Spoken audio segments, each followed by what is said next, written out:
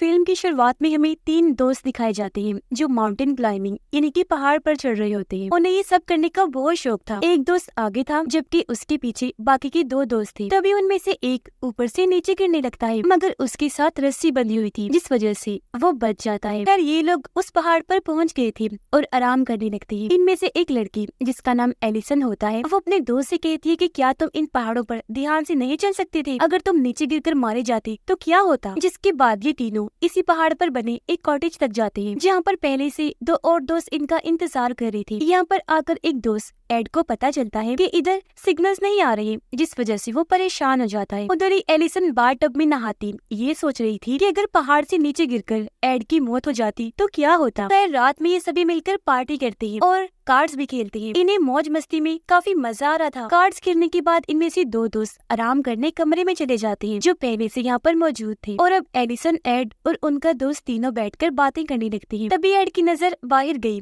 वो कहता है मौसम शायद खराब होने वाला है, बहुत तेज तूफान आएगा। और अब जब सुबह होती है तो ये देखते हैं कि मौसम अभी भी खराब है। तो ये सब दोस्त मिलकर ये फैसला करते हैं कि हम पहाड़ों से क्लाइंबिंग करते नहीं बल्कि जंगल के रास्ते से जाएंगे, क्योंकि अगर मौसम खराब हो भी गया तो इन्हें कोई खतरा नहीं होगा। फिर ये सभी जंगल की तरफ निकल पड़ते हैं। बहुत देर तक चलने के बाद जब ये रुककर ब्रेक लेते हैं तो एड इनसे अलग होकर कुछ दूर चला जाता है, जहाँ उसे अजीब सी आवाज महसूस हो रही थी। आवाज सुनकर वो जल्दी से अपने दोस्तों को भी बुलाता है और ये अब उस आवाज का पीछा करने लगते हैं। थोड़ा आगे आने पर एडिसन एड से पूछती है कि ये आवाज किसी जानवर के चिल्लाने की है या इंसान की, समझ ही नहीं आ रही। और अब जब ये थोड़ा और आगे जाते हैं तो इन्हें जमीन में दबा हुआ एक और पाइप दिखाई देता है। ये आवाज दरअसल इसी के अंदर से आ रही थी। जब ये उस जगह पर खोदते हैं तो इन्हें जमीन में एक लकड़ी का बॉक्स दिखता है जिसे वहाँ दफन किया गया था। जब ये उसे खोलते हैं तो उसके अंदर एक बच्ची थी, और जो आवाज इन्हें सुनाई दे रही थी वो इसी बच्ची की आवाज थी जिसका नाम एना होता है। एना बहुत ज्यादा डरी हुई थी। एड जब उसको हाथ लगाता है तो वो उसे काट लेती है। इसलिए अब एना के पास एलिसन की दोस्त जाती है जो उसे समझाने लगी, मगर एना उसकी बात नहीं समझ पा रही थी और ना ही एलिसन की दोस्त एना की बातों को समझ पा रही। फिर वो एना को पानी पिलाती है। एलिसन उस पाइप को देखकर कहती है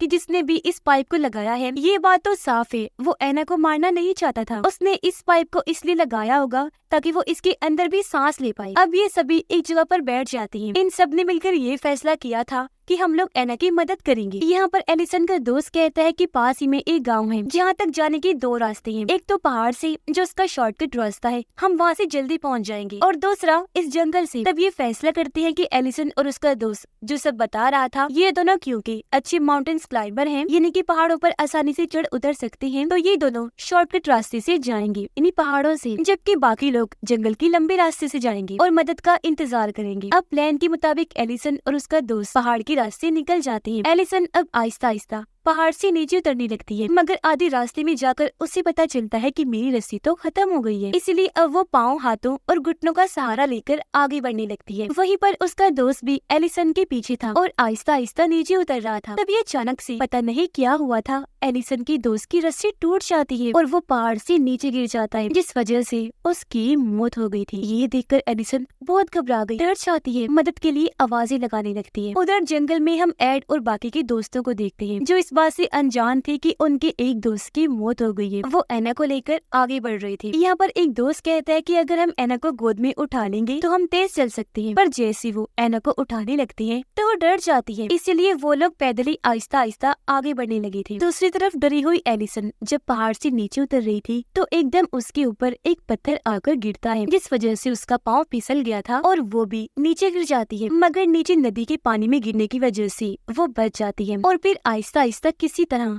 पानी में तैरकर किनारे पर आ गई थी। मगर इधर आते ही वो भी बेहोश हो गई थी। इसी दौरान उसे हेलुसिनेशंस होने लगती है, यानी उसे ऐसे ख्याल दिखाई देने लगे थे जो असल में हुए भी नहीं थे। वो देखती है कि मैं भी उसी गड्ढे में बंद हूँ जहाँ पर से एना को इन्होंने बाहर निकाला था। खैर कुछ देर के बाद एलिसन को होश आ जाती है। वो अपने मरे हुए दोस्त के पास जाकर जब रस्सी को देखती है तो अब उसे पता चला कि किसी ने जानबूझकर उसकी रस्सी को काटा था ताकि नीचे गिरकर उसकी मौत हो जाए। जब इसकी नजर पहाड़ पर ऊपर की तरफ जाती है तो वहाँ पर एक आदमी खड़ा हुआ था। एलिसन समझ गई थी कि इन्हें कोई मारने की कोशिश कर रहा है, जिसने हमारे एक दोस्त को मार भी दिया है। उधर जब एलिसन की बाकी दोस्त एना के साथ जंगल की रास्ते से आगे बढ़ रही थी तो तभी हम 2 आदमियों को देखते हैं जिनके पास गन्स थी और उन्होंने इन पर नजर रखी हुई। दरअसल ये जंगल में शिकार किया करते थे। तभी उन 2 शिकारियों के पास 2 और आदमी आते हैं और उन्हें बुरी तरह से मार देते हैं। दरअसल ये आदमी किडनैपर्स थे जिन्होंने एना को किडनैप अगवा किया हुआ था और इन्होंने ही एलिसन की दोस्त की रस्सी को काटा था और एलिसन पर पत्थर फेंककर उसे भी मारने की कोशिश की। फिर अब एलिसन की दोस्त भी उस जगह पर पहुंच गई थी जहाँ पर एलिसन थी। वो उन्हें बताने की कोशिश करती है कि उनका एक दोस्त मर गया है, मगर वो उसकी आवाज सुन नहीं पा रही थी क्योंकि एलिसन नदी के उस पार थी। वो बार बार उन्हें यही बताने की कोशिश कर रही थी। वो इशारे के जरिए भी बताती है कि उनका एक दोस्त मारा गया है और कोई हमें मारने की कोशिश कर रहा है, मगर वो अब भी उसकी बात को समझ नहीं पा रही थी। इससे पहले एलिसन की दोस्त उसकी बात को समझ पाते तभी वहाँ पर वही दो किडनैपर्स आ जाते हैं जिन्होंने एलिसन की दोस्त पर गोली चला दी थी, जिस वजह से वो नदी में गिर जाती है। उसके साथ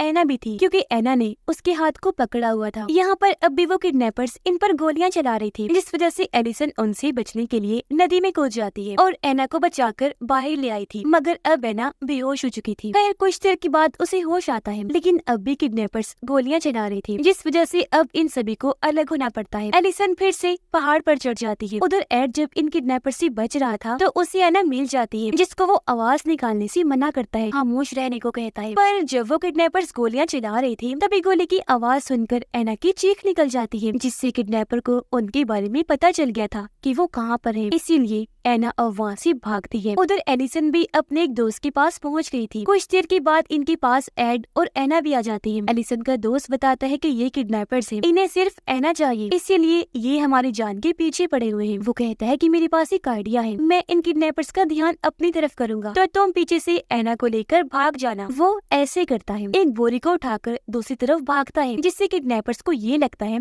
कि उसके पास एना है। वो एना को लेकर भाग रहा है, इसलिए वो किडनैपर्स अब उसका पीछा करते हैं। उन्होंने उस पर गोलियां चला दी, जिससे उसकी भी मौत हो जाती है। दूसरी तरफ एलिसन और एड दोनों एना को लेकर भागते हैं और वो यहाँ जंगल से निकलने में कामयाब हो गई थी। एड एलिसन से कहता है कि मेरा पाँव जख्मी हो चुका है, मैं ज्यादा दूर नहीं चल सकता। मुझे लगता है कि उन किडनैपर्स ने एना को इसलिए अगवा किया था ताकि एना की मॉम डैड उन्हें बहुत सारे पैसे दे सके। अब उन लोगों ने इन्हें पैसे दे दिए होंगे, इसीलिए वो किडनैपर्स अब हमारे पीछे पड़े हुए हैं कि हम एना को उनके हवाले कर दें। सब बातें सुनकर एलिसन कहती है, क्या वाकई तुम्हें लगता है कि हमें ऐसा करना चाहिए? नहीं, मैं ये सब करने के लिए तैयार नहीं हूँ। अब ये बात वाकई ही सच थी। वो किडनैपर्स एना के अमीर डैड से पैसे लेना चाहते थे, इसीलिए उन्होंने एना को अगवा किया था। जिसके बाद हमें 3 खतरनाक गुंडे दिखाए जाते हैं जिनके पास भी गन्स थी और वो भी पहाड़ों पर जा रहे थे। ये तीनों एना के डैड के लिए काम किया करते थे। एना के डैड ने इन्हें अपनी बेटी को ढूंढने के लिए बहुत सारे पैसे दिए थे, तो इसीलिए अब ये उन पहाड़ों की तरफ जा रहे थे। दूसरी तरफ एलिसन और एड एना को लेकर गाँव के एक पुलिस स्टेशन में पहुँच जाते हैं। अपने दोस्तों के खून होने और किडनैपिंग की रिपोर्ट लिखवाते हैं, मगर वहाँ का ऑफिसर इनकी बात को झूठ समझ रहा था।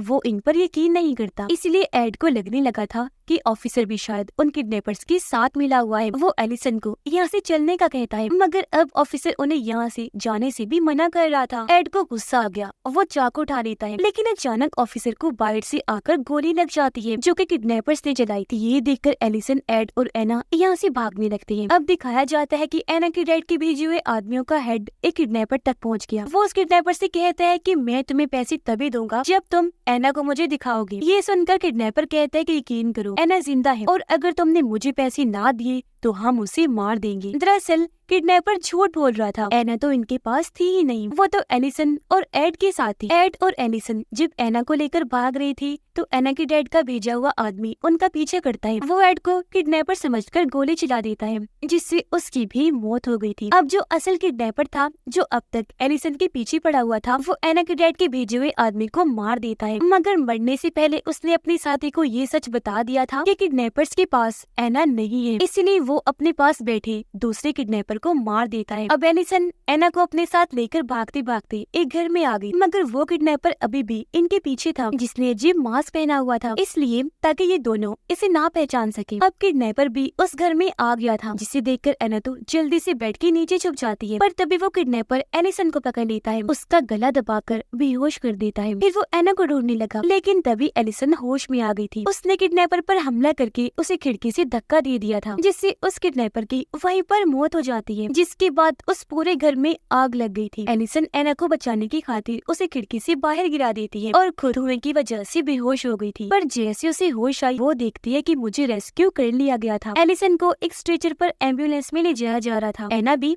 उसके साथ थी और सही सलामत थी। और वो दूसरा किडनैपर जो पैसे लेकर भाग रहा था उसे भी पकड़ लिया जाता है। उसे एना के डैड के आदमी ने पकड़ा था, जिसे वो जंगल में एना के डैड के पास ले आया था। एना के डैड उस किडनैपर को मारकर उस गड्ढे में बंद करवा देते हैं जिसमें इन्होंने एना को बंद किया हुआ था। और इस तरह उन्हें अपनी बेटी एना भी वापस मिल गई और उन्होंने इन किडनैपर से अपना बदला भी ले लिया और पैसे भी नहीं दिए। एलिसन ने सिर्फ एक छोटी बच्ची एना की जान को बचाने की खातिर अपने सभी दोस्तों को खो दिया था, जिस बात से उसे बहुत दुख हुआ, लेकिन एना के लिए उसे अच्छा लग रहा था। और इसी के साथ इस फिल्म की कहानी यहीं पर खत्म हो जाती है।